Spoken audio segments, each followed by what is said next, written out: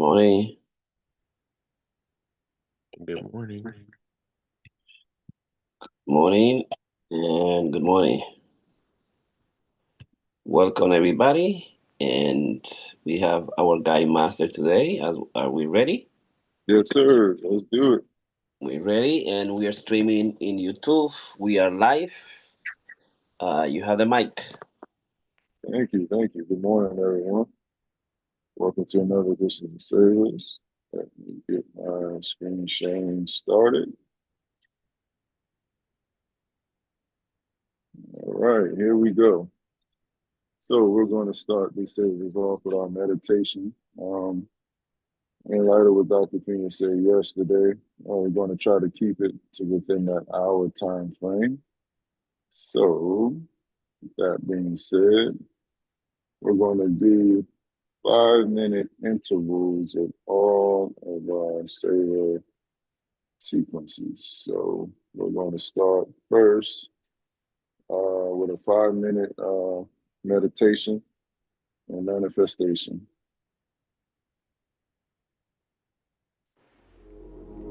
Begin by getting as cozy as you wish right now, lovingly closing those miraculous eyes you have if that's what feels best. And either way, let your awareness start to gather inwards, entering into this moment through the awareness of your own breath and body. Taking each sip of air with intention, with the intention of gratitude.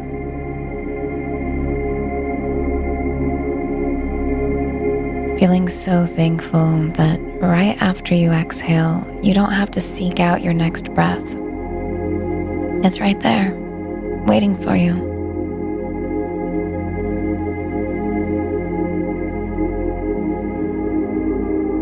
What if all of life could come to you with such ease as this?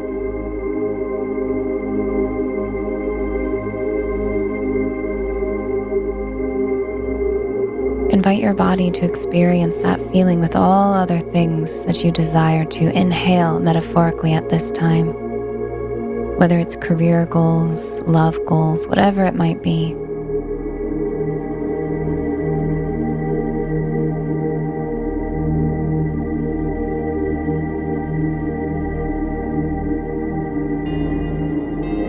You just do what's next, what's natural. And trust that whatever you need is right there. Just like you do when you breathe.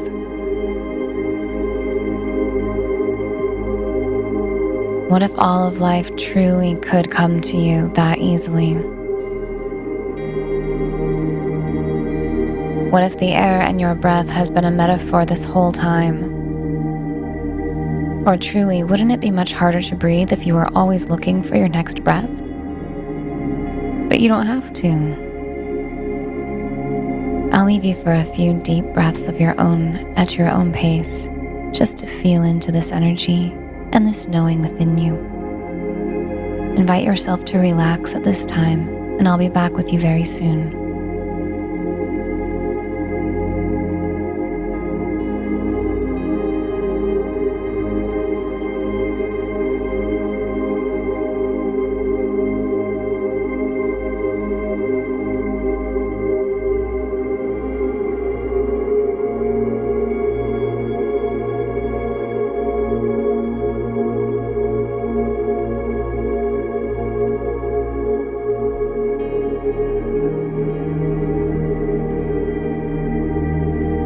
Begin to drop into even greater senses of thankfulness for yourself right now. Thanking yourself for being here, for opening your mind to this.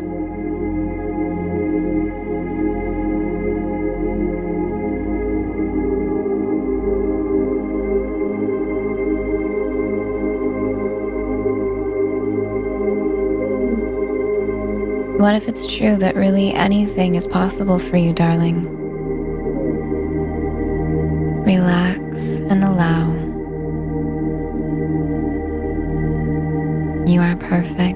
and you are in the right place. Begin to envision a golden light glowing approximately 12 inches above your head. See this light as bright as many suns, and feel the light pouring down over you. From the top of your head to the soles of your feet. And carry this radiant light and feeling with you as you slowly begin to roll your shoulders. Stretch however you feel called, and when you're ready, open those beautiful eyes back to the incredible world around you. Still feeling radiant and connected to the gratitude for your own breath, body, and awareness of life coming to you so easily.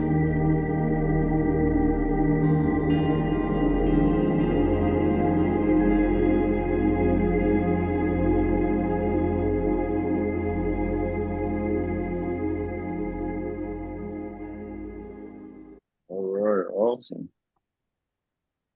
That was our 5-minute guided meditation, by great meditation, manifesting thankfulness for ourselves.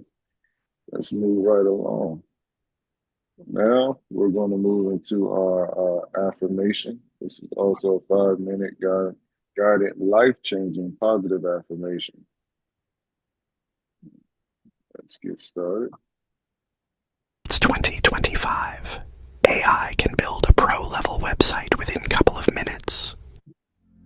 Just 5 minutes of positive thinking in the form of affirmations can have a profound effect on your mindset and the outcome of your day and your life. So set aside a few minutes to do these affirmations each day by simply listening along, repeating them out loud or in your mind. Let's take one nice deep breath together. Inhale, hold, and then exhale. Just let all of that air back out. Great. Now let's begin our affirmations.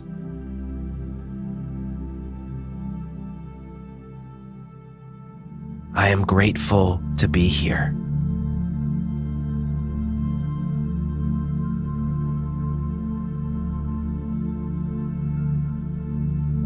I am glad to be me.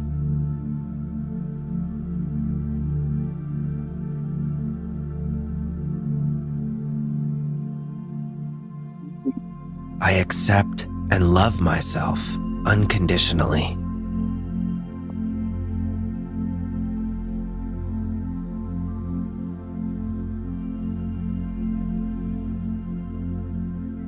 I am letting go of what does not serve me.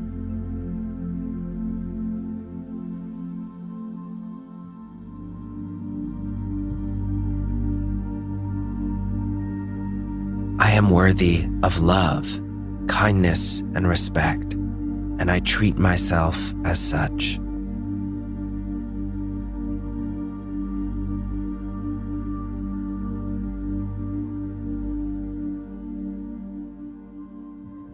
I control my energy, saving it for the things and people that make my life better.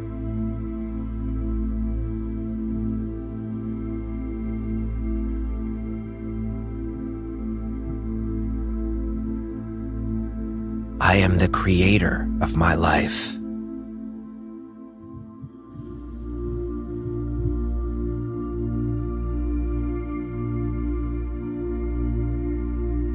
I am creating a fulfilling and meaningful life.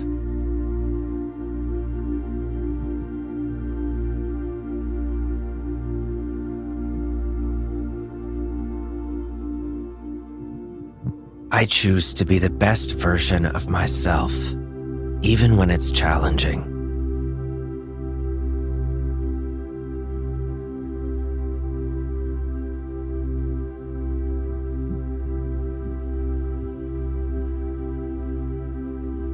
I am finding the joy in every step of my journey.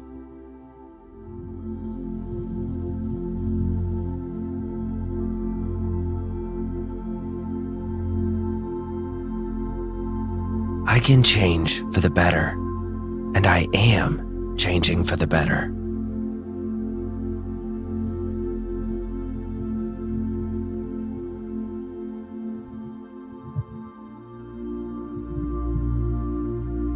I choose to focus on the positives rather than the negatives.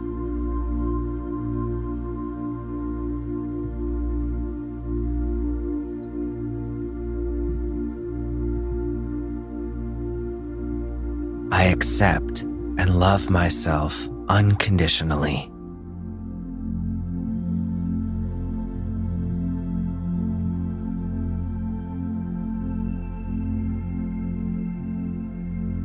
I am glad to be me.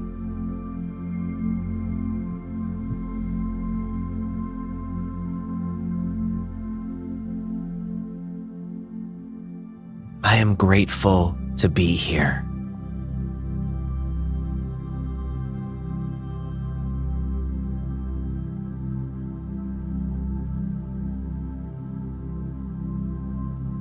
All right, that's the last of our affirmations. Now take one more nice deep breath just to wrap up. So inhale, hold, and then exhale, release. And when you're ready, return to your day and carry this positive, optimistic, and grateful mindset into everything you do. If you can do that, then you will see profound changes in your life. I wish you all of the health, happiness, and fulfillment that you can possibly find. So go out and have an absolutely fantastic day. All right. Awesome. That was Wake Me Up with a 5-minute life-changing positive affirmation. So we're going to move right along.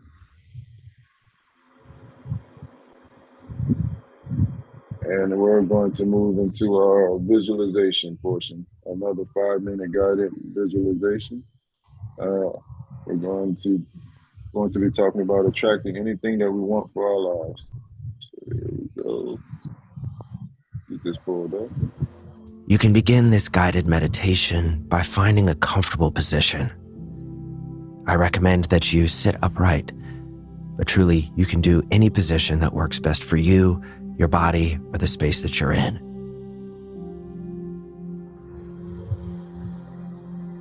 Now take a deep breath in, fill all the way up,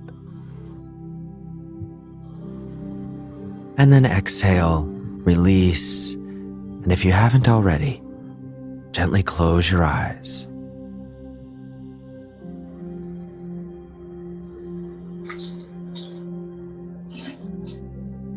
The law of attraction is a powerful tool to manifest anything you want in life.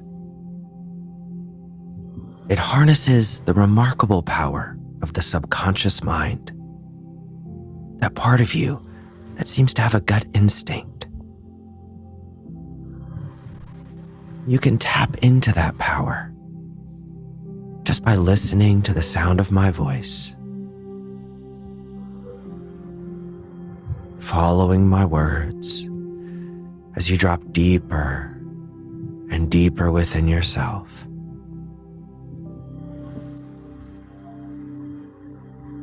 Relaxing all of the tension in your body, softening the face, dropping the jaw,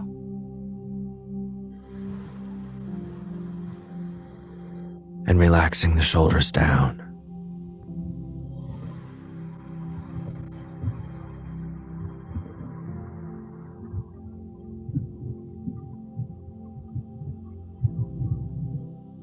And as you continue, just dropping deeper and deeper within, bring to mind a goal or a dream or a desire. Just one for now. And begin to envision that goal or dream or desire in your mind.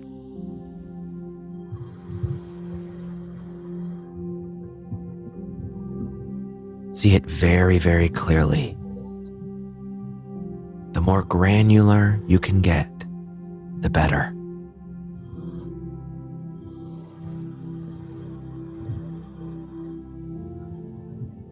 What does it look like?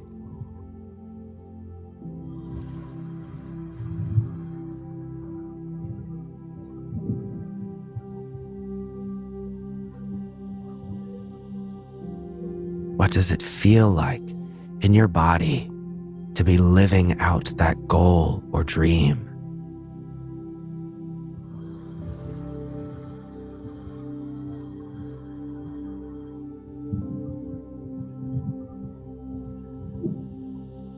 What sounds or smells or sights accompany it?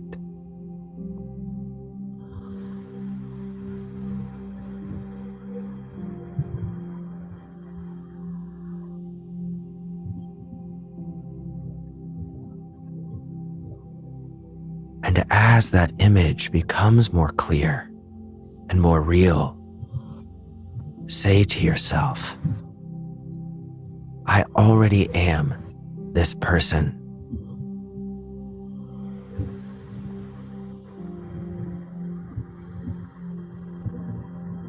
I am perfectly aligned and attuned with this desire.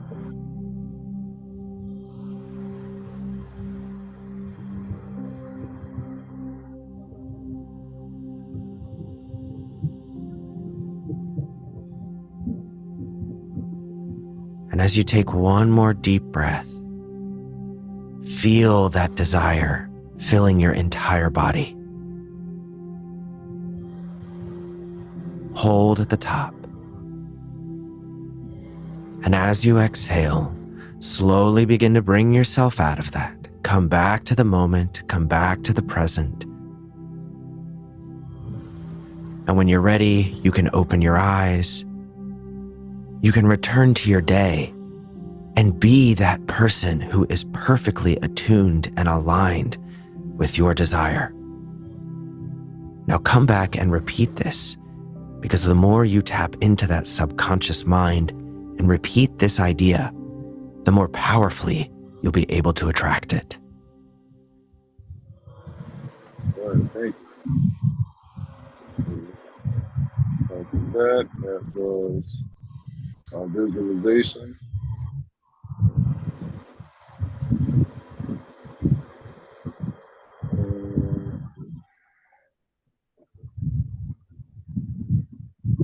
Now we're going to move into our exercise portion. All right, so everybody just go ahead and gather yourself, go ahead and stand up, or we're going to do a 2-minute walk. Going to be small intervals, so let's get started. I started Tai Chi at 50. Now I'm 68, and doctors ask me.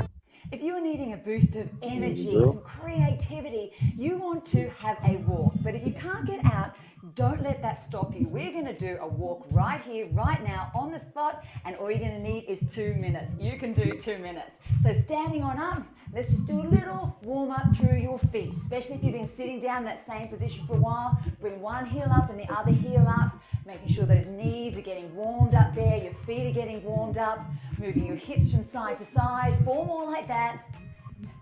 And now let's start walking. Yes, so often we feel like we just don't have the time, or just whatever situation we're in, we can't get out for a walk. But you get so many benefits by simply taking a walk on the spot. Swing those arms, check in with your posture if you're slouching down, see if you can bring your shoulders back a little bit there, and see if you can swing your arms a little bit more, so you can really get that oxygen, which is energy, flowing to your body, up to your brain. So when you sit back down, your creative juices are flowing and you're able to think better and feel better. Now the ground is starting to get a little bit hot, so you can go walk a little bit faster, keep your feet on up, just whatever pace feels good for you. Oh yes, that hot, hot ground, hot sand. Great. Keep it up there for another 8 counts if you can. 8, 7, 6, 5, 4, 3, 2, and 1. Beautiful. Back to a normal walk or take a little break if you need it. Whew. Now swing those arms again. Bring those knees on up. Let's do that one more time, increasing the intensity to whatever works for you. Big proud walk here. And now let's start to get that hot ground, that hot sand happening. Go. Ouch, ouch, ouch, ouch. Walking as fast as feels good for you. If you're feeling really energetic, you take a walk on the spot here. 4, 3, 2, and 1. Beautiful. Breathe that down with a nice big breath in as your arms come up and your arms come on down. And there you have it. I really hope you feel better from doing that and hope to see you for another 2-minute move very soon. Bye-bye. All right. Thank you, guys. That was our exercise for the day. So go ahead, gather yourself, get your water, and get your journal, get your pen, pencil. Take a few seconds to get those things. Have a seat. And we will go to our journal question. So the journal question for today is, reflect on a time when you stepped out of your comfort zone. Again, reflect on a time when you stepped out of your comfort zone. So go ahead and take a few minutes and go ahead and scribe your answers to that question.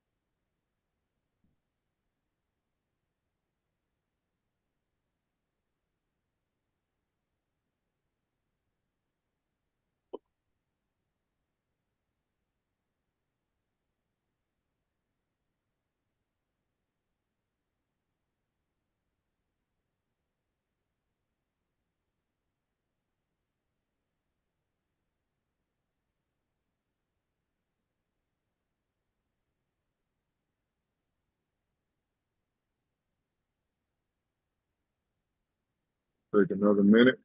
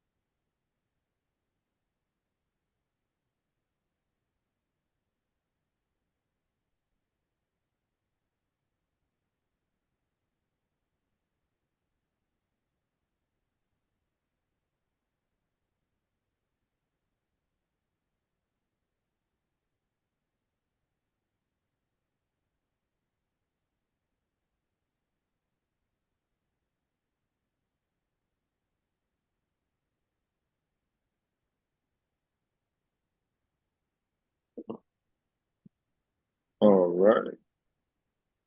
So I will go first. So a time that reflecting on a time where I stepped out of my comfort zone, I would say this would be about 3, 4 years ago when I first met Dr. Pina.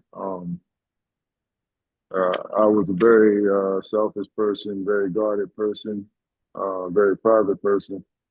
Um, but my my life as it stood was in trouble. My marriage was in trouble, and I know if I needed help, I needed to be completely transparent, and I needed to be, get everything out. And Dr. Pina and before this, I had been to many therapists, but I was never really, I never fully disclosed everything, never was really honest.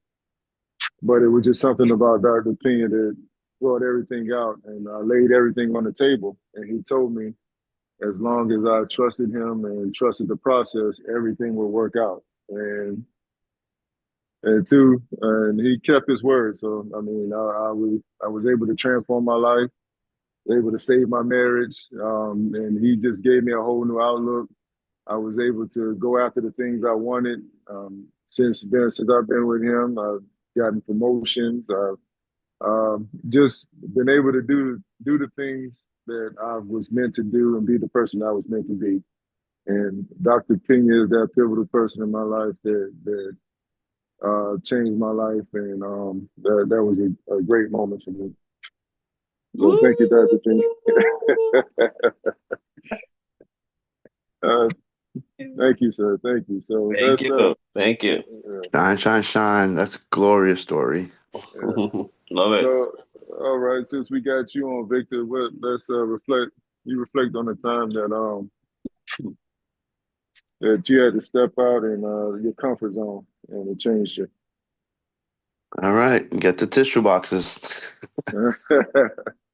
um, so shortly after my wife died, I was disciplining my son Andres, who was 5 and turning 6 in a short time. And I was dealing with something that he did. I don't even remember what it was. That's not important. But I remember when I laid down the law on him, he just got really angry and he shouted, "I hate you." And he said that with from like the depth of his soul. It was so piercing to me. And he said, "I want my mom back. Go away."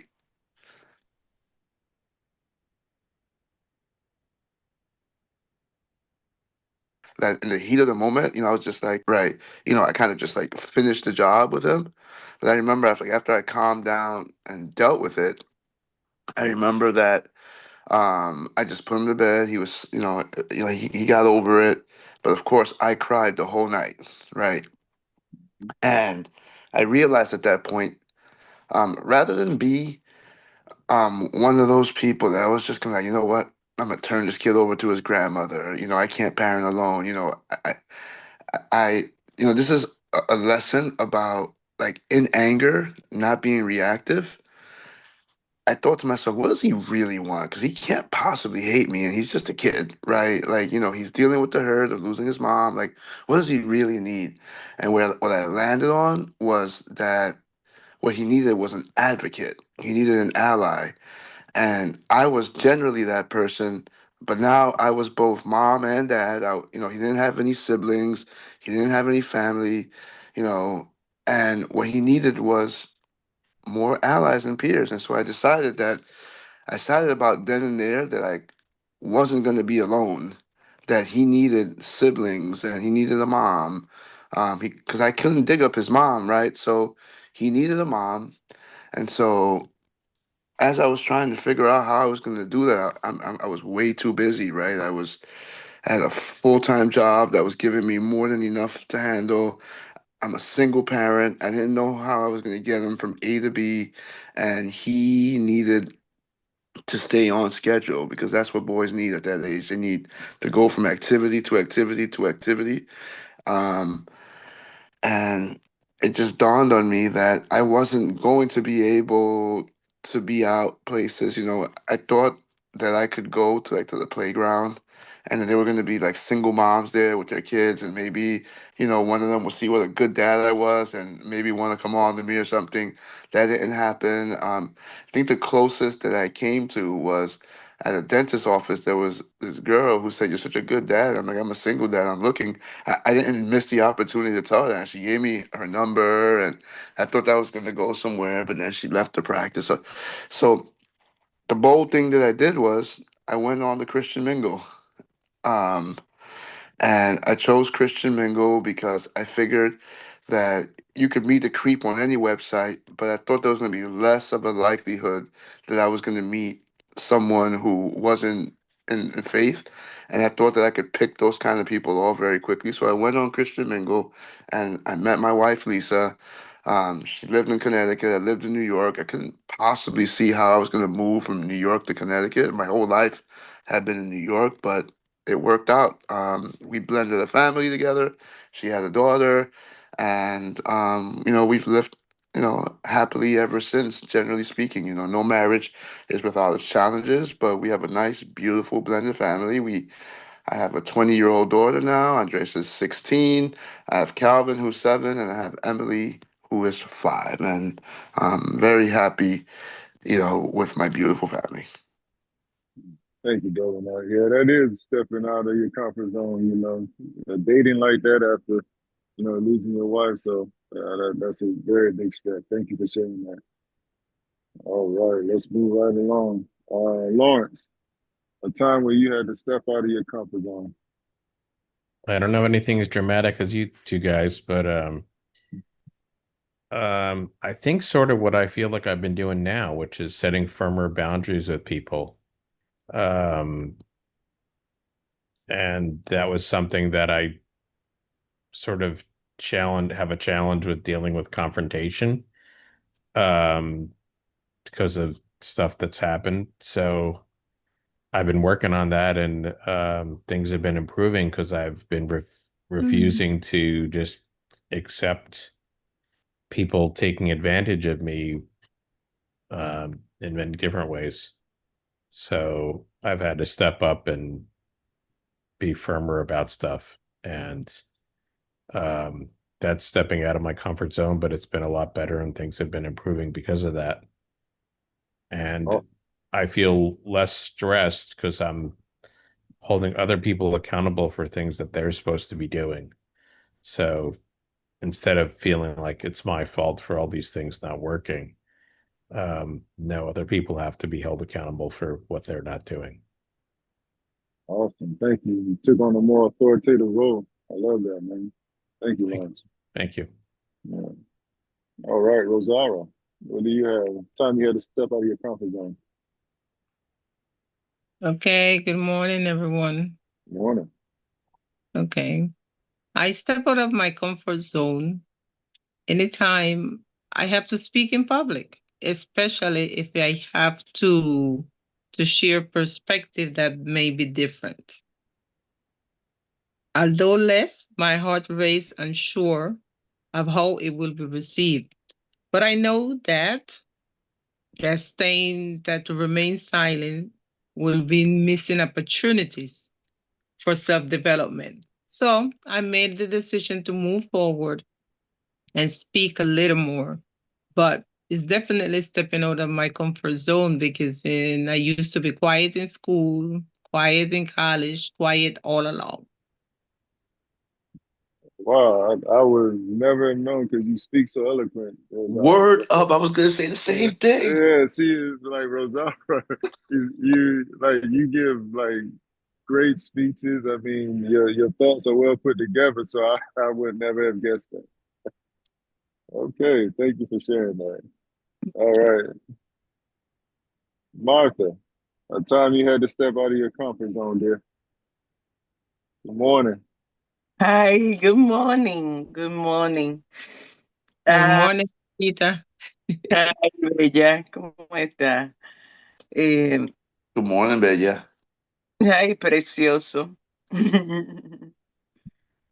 Ah, I I challenge myself too much. Uh, I really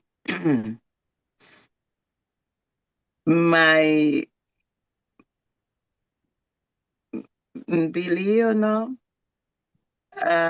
when I step up my comfort zone, ah, you know, really, uh, the the 5 a.m. uh move me to my from my comfort zone. No matter what, I do it. Another group, but service eh, made me really feel brand new.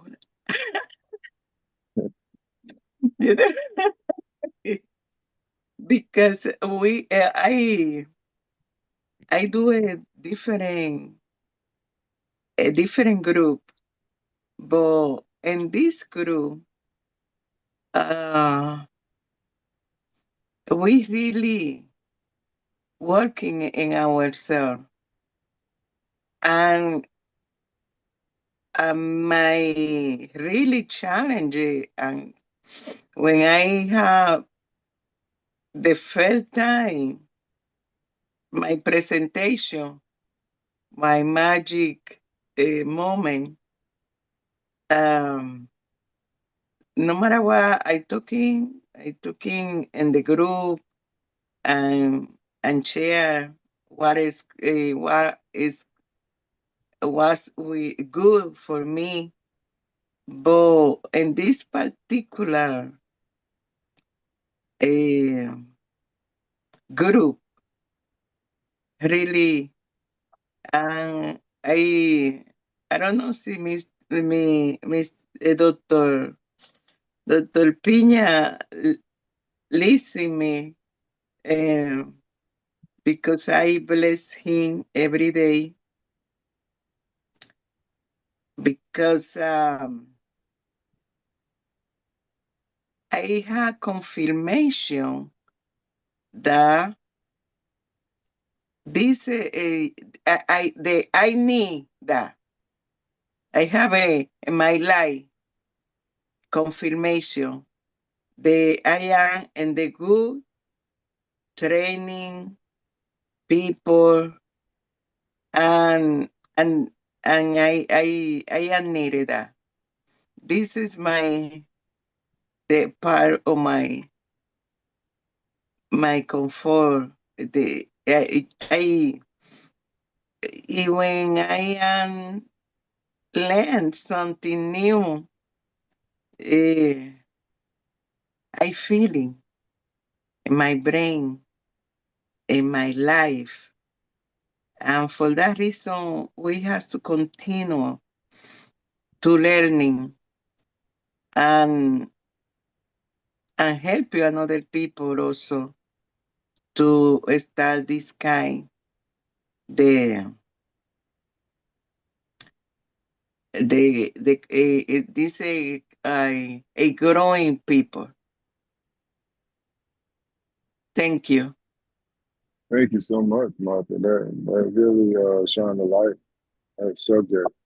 To be able to still want to learn, to be teachable, at any stage in life is really stepping out of their comfort zone. So thank you for sharing that. You know something? As she was talking, I was getting this visual of Marta and her group, and when she looks in her camera and notices that we're watching her in another group, and she just ducks under, like that CEO thing. All right. All right. Dr. Pena, time you had to step out of your Um, comfort zone, sir. the first time we decided to become digital professional nomads, in 2022 and ventured for 3 months, September to November, to Europe. Going for the fourth time, it has been a dream and a tremendous and enriching experience of life, culture, friendships, publications of meta poetry in Madrid, and discovering new museums, history, places, and a non-fantastic location. Yeah, I remember that journey. I remember we had conversations about that. And you just seem so, when I was having my sessions with you, you just seem so, calm, cool, and you were telling me the different cities you were in, as while I'm in here now. But then, after you came back, you was like, man, I was worried about the hotel we were staying in because you had your family with you and going here and getting there on time. So yeah, so you were really out of your comfort zone. All right. Let's see.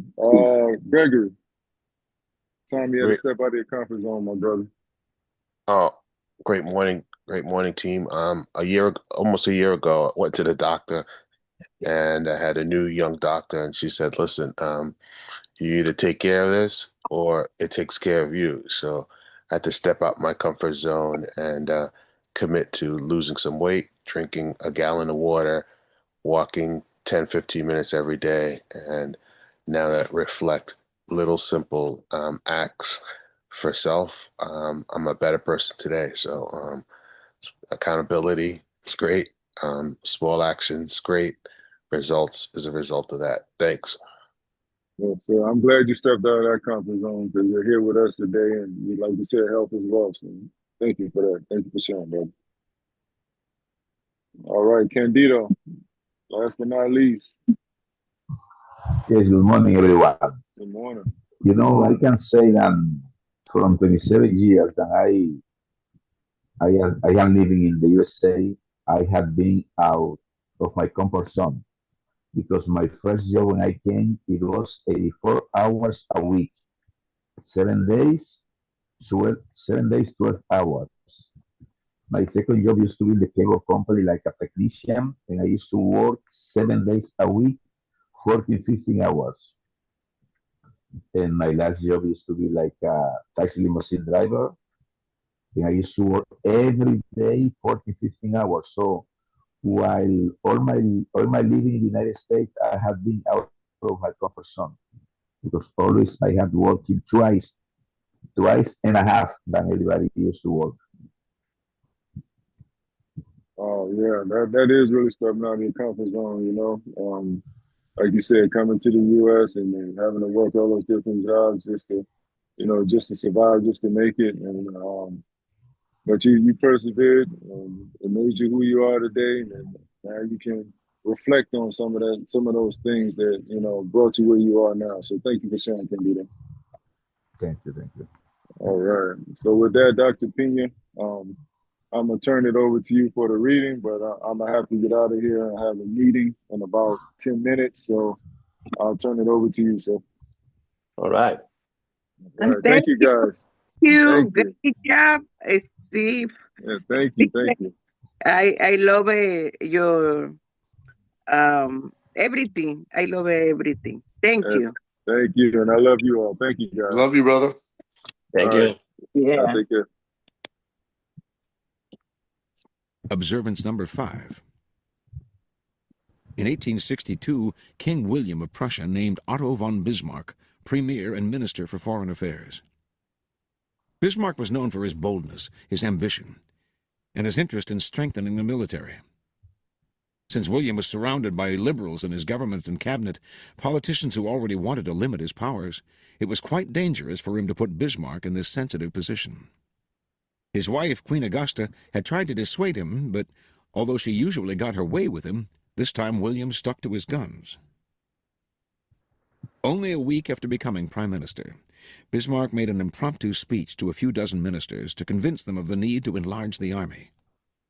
He ended by saying, "The great questions of the time will be decided not by speeches and resolutions of majorities, but by iron and blood." His speech was immediately disseminated throughout Germany. The Queen screamed at her husband that Bismarck was a barbaric militarist who was out to usurp control of Prussia, and that William had to fire him. The liberals in the government agreed with her. The outcry was so vehement that William began to be afraid he would end up on a scaffold, like Louis XVI of France, if he kept Bismarck on as prime minister.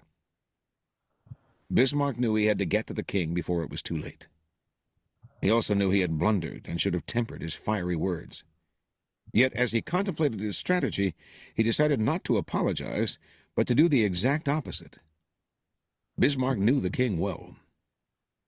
When the two met, William, predictably, had been worked into a tizzy by the Queen. He reiterated his fear of being guillotined. But Bismarck only replied, "Yes, then we shall be dead. We must die sooner or later. And could there be a more respectable way of dying? I should die fighting for the cause of my king and master. Your Majesty would die sealing with your own blood your royal rights granted by God's grace. Whether upon the scaffold or upon the battlefield makes no difference to the glorious staking of body and life on behalf of rights granted by God's grace." On he went, appealing to William's sense of honor and the majesty of his position as head of the army. How could the king allow people to push him around? Wasn't the honor of Germany more important than quibbling over words? Not only did the prime minister convince the king to stand up to both his wife and his parliament, he persuaded him to build up the army. Bismarck's goal all along. Interpretation. Bismarck knew the king felt bullied by those around him. He knew that William had a military background and a deep sense of honor, and that he felt ashamed at his cravenness before his wife and his government. William secretly yearned to be a great and mighty king, but he dared not express this ambition because he was afraid of ending up like Louis XVI. For a show of courage often conceals a man's timidity. William's timidity concealed his need to show courage and thump his chest. Bismarck sensed the longing for glory beneath William's pacifist front, so he played to the king's insecurity about his manhood, finally pushing him into 3 wars and the creation of a German empire. Timidity is a potent weakness to exploit. Timid souls often yearn to be their opposite, to be Napoleons, yet they lack the inner strength. You, in essence, can become their Napoleon, pushing them into bold actions that serve your needs while also making them dependent on you. Remember, look to the opposites and never take appearances at face value. Reversal.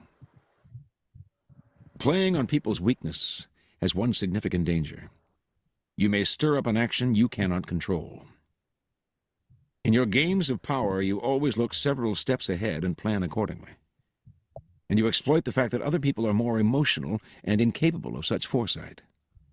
But when you play on their vulnerabilities, the areas over which they have least control, you can unleash emotions that will upset your plans.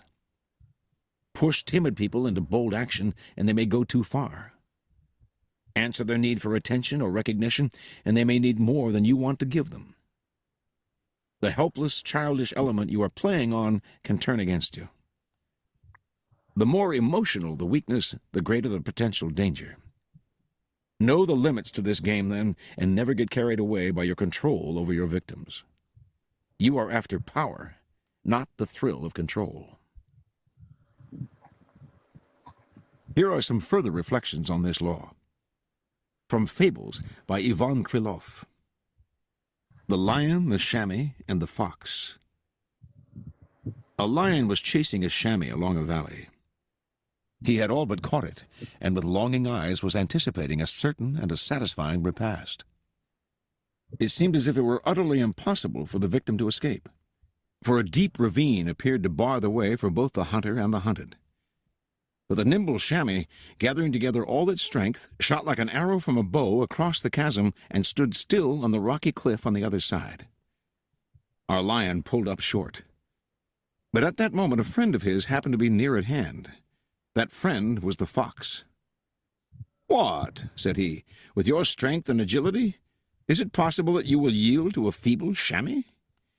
You have only the will, and you will be able to work wonders." Though the abyss be deep, yet if you are only in earnest, I am certain you will clear it. Surely you can confide in my disinterested friendship.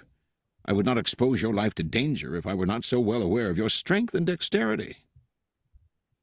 The lion's blood waxed hot and began to boil in his veins.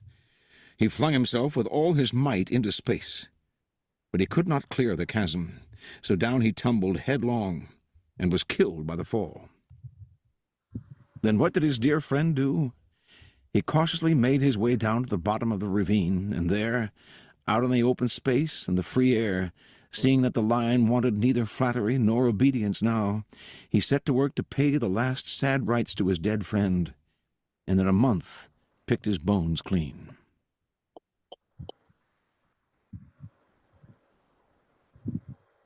From Hollywood by Garson Kanin.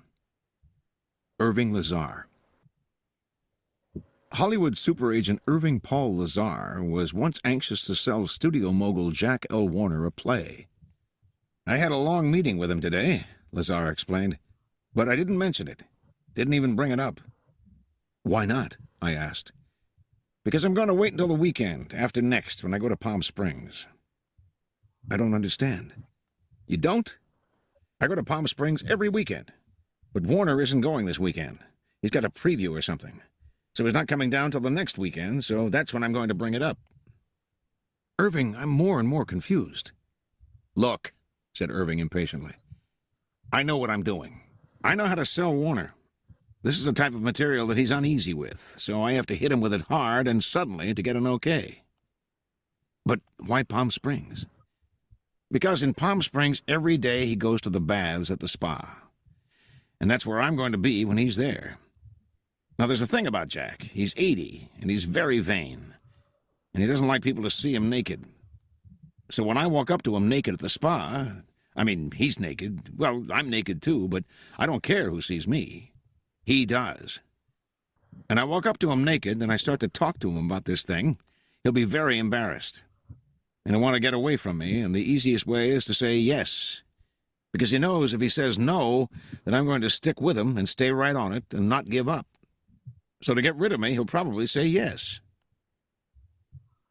2 weeks later, I read of the acquisition of this particular property by Warner Brothers. I phoned Lazar and asked how it had been accomplished. "How do you think?" he asked. "In the buff, that's how. Just the way I told you it was going to work." From Yellow Kid Wild. The little things count. As time went on, I came to look for the little weaknesses. It's the little things that count.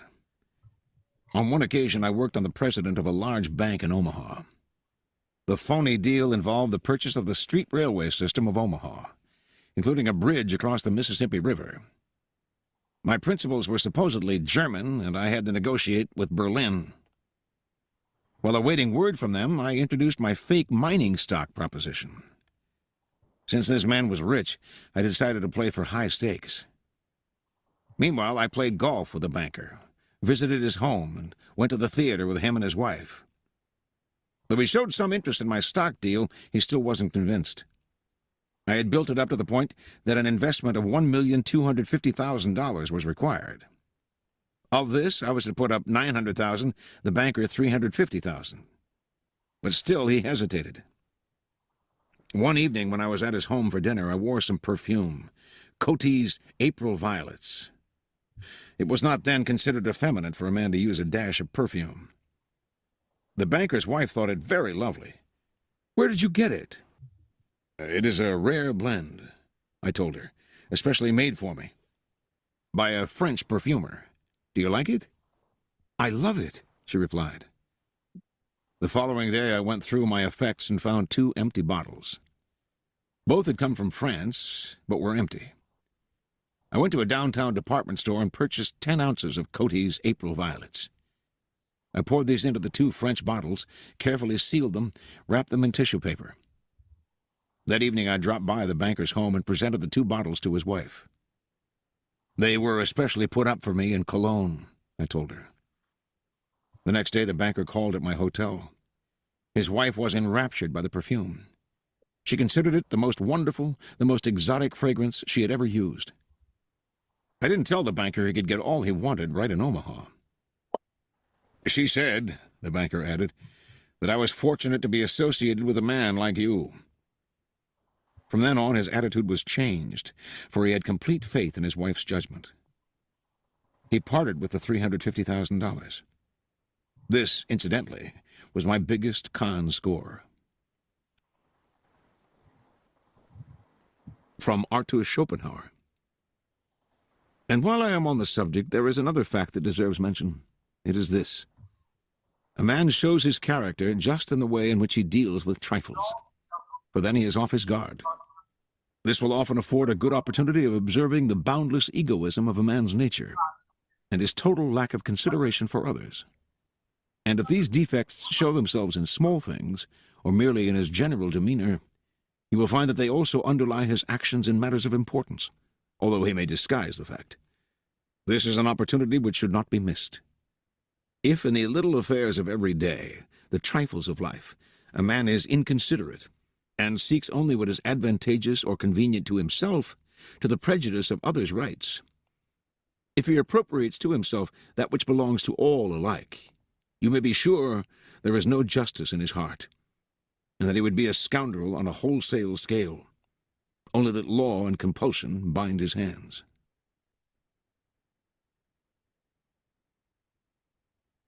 From the Life of Julius Caesar, by Plutarch. The Battle at Pharsalia. When the two armies, Julius Caesar's and Pompey's, were come into Pharsalia and both encamped there, Pompey's thoughts ran the same way as they had done before, against fighting. But those who were about him were greatly confident of success, as if they had already conquered. The cavalry especially were obstinate for fighting, being splendidly armed and bravely mounted, and valuing themselves upon the fine horses they kept, and upon their own handsome persons, as also upon the advantage of their numbers, for they were 5,000 against 1,000 of Caesar's. Nor were the members of the infantry less disproportionate, there being 45,000 of Pompey's against 22,000 of the enemy. The next day, whilst the infantry was thus sharply engaged in the main battle, on the flank Pompey's horse rode up confidently, and opened his cavalry's ranks very wide, that they might surround the right wing of Caesar. But before they engaged, Caesar's cohorts rushed out and attacked them, and did not dart their javelins at a distance, nor strike at the thighs and legs as they usually did in close battle, but aimed at their faces. For thus Caesar had instructed them, in hopes that young gentlemen, who had not known much of battles and wounds, but came wearing their hair long in the flower of their age and height of their beauty, would be more apprehensive of such blows, and not care for hazarding both a danger at present and a blemish for the future. And so it proved. For they were so far from bearing the stroke of the javelins that they could not stand the sight of them, but turned about and covered their faces to secure them. Once in disorder, presently they turned about to fly, and so most shamefully ruined all. For those who had beat them back at once outflanked the infantry, and falling on their rear, cut them to pieces. Pompey, who commanded the other wing of the army, when he saw his cavalry thus broken and flying, was no longer himself. Nor did he now remember that he was Pompey the Great, but, like one whom some god had deprived of his senses, retired to his tent without speaking a word, and there sat to expect the event, till the whole army was routed. Okay. This is it. The 34th law is... All right, so there you have it. We're going to have exactly 10 minutes for any final discussion on the law.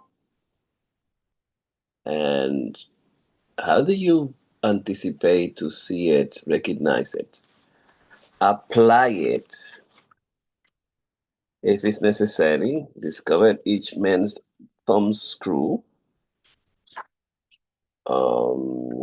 Okay, let's have it. What you got?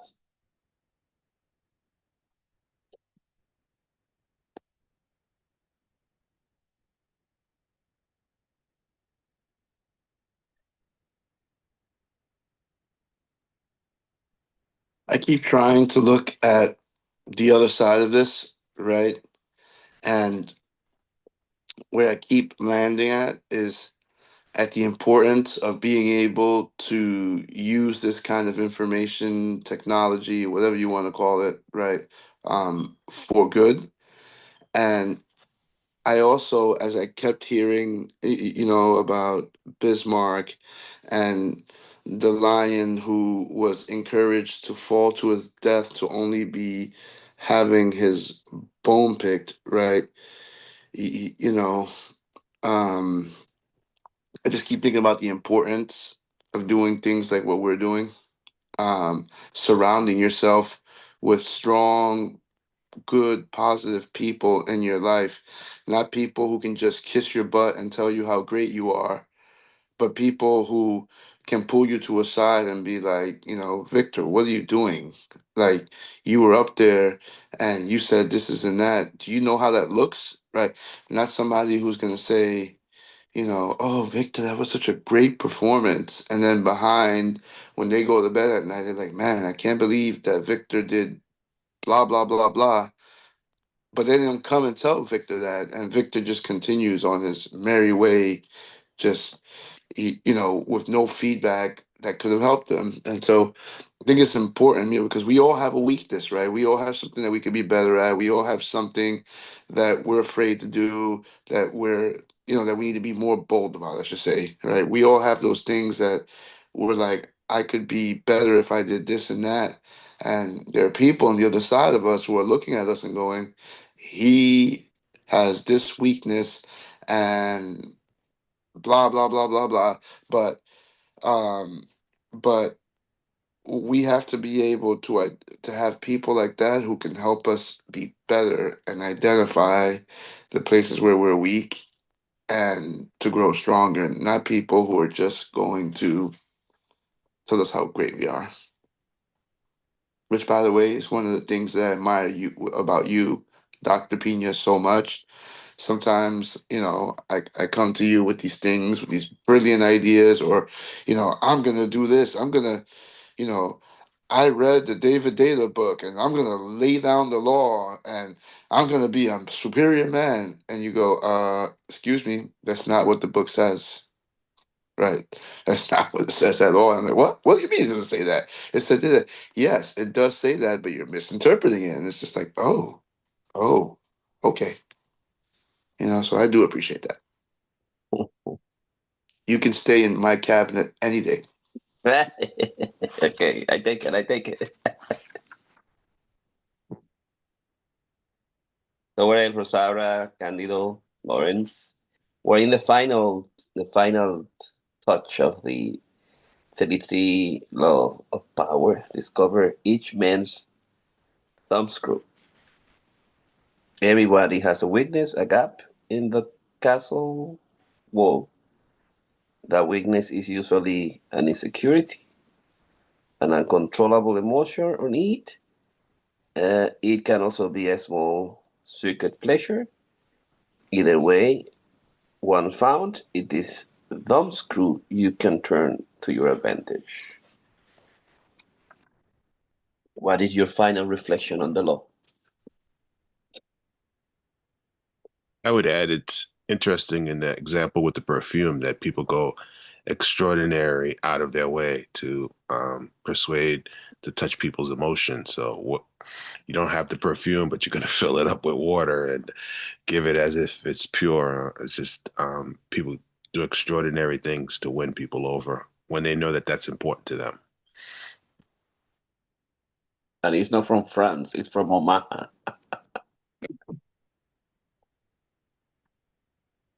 Well, Gregory, and I can add to that the sentence that he says, never take appearance as place value.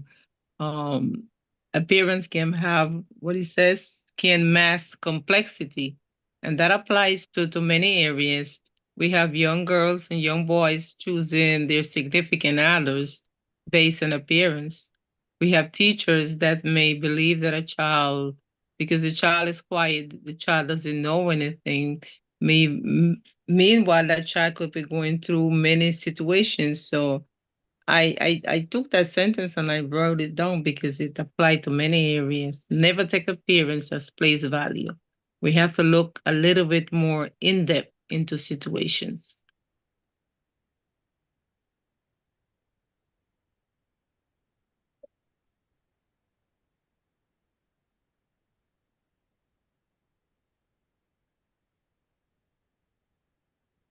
Loris Candido,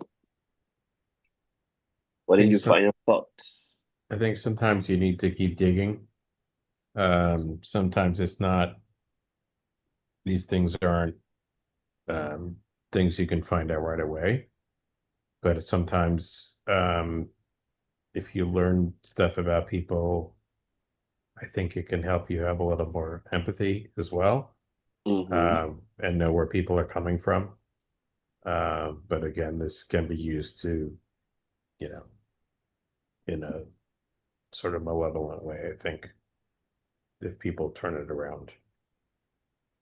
So, You had a great point in terms of, mostly that's good people, good friend, good professional too. It's to develop and improve your weaknesses and needs and uncontrollable emotion. That must be part of what we do with friends, family, wife. In my case, my patients, everything that I do is just to, if you find any weakness, you try to improve those weakness and learn from there. That's the job really. Not to take advantage of your weakness and use it to your advantage, because that's most likely the law of power. Use whatever is a Machiavellism, manipulations of just to keep yourself in power. You know, but it's you can be empathetic to the weakness of people and help them out in the process. Because if the reversal is clear, playing on people's weakness has one significant danger. You may stir up an action you cannot control. In your games of power, you always look several steps ahead and plan accordingly. And you exploit the fact that other people are more emotional and incapable of some foresight. But when you play on their vulnerabilities, the areas over that they have least control, you can unleash emotions that will upset your plans, push timid people into bold actions, and they might go too far, answer their needs for attention or recognitions, and they might need more than you want to give them. The helpless, childish elements you are playing on can turn against you. The more emotional the weakness, the greatest the potential danger. Know the limits in this game, then, and never get carried away by your control over your victims. You are after power, no thrill of control. So you always pay. You always pay. Someone always will find revenge on you.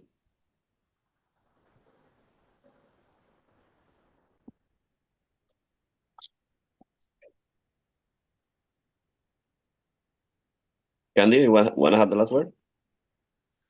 Yes, and I think that it's good to know the terms group of the people that are around you because one people that used to be your friend could be your enemy tomorrow. If you know his vulnerabilities, you can you got the power to confront him in any field, you know. So because in the history, the most friendly people, like say the history, the Muslims and Filippo used to be the closest friend, and after it used to be the most worst enemies. But if you know the vulnerabilities and the weakness of your enemy, you can you have the power against you got some power against him. That too. That's a very good way to finish this chapter, because it's you at the end of the day you need to know, because you can't. You know what's gonna happen. I mean, I know you. I'm not gonna accept you in my house. Bye bye. I know who you are. You know. All right, guys. Yeah, So let's stop it right there, and let's see you tomorrow morning. And bye bye. right. Let's do it, right. Bye bye.